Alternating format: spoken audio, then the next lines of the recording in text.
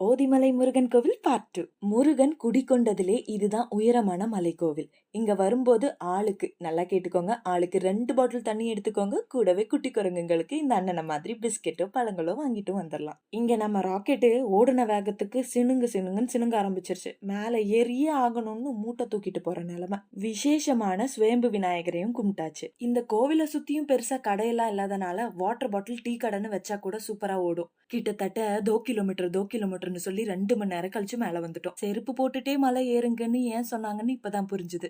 கவலையான விஷயம் இங்க குடிநீர் இல்ல.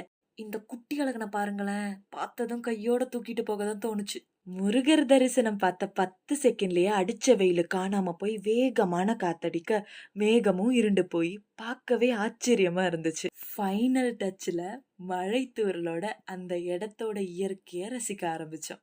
பெஸ்ட் பார்ட்டே 300-600 படி தாண்டி தரிசனத்துக்கு அப்புறம் இந்த கிளைமேட் சேஞ்ச் தான்.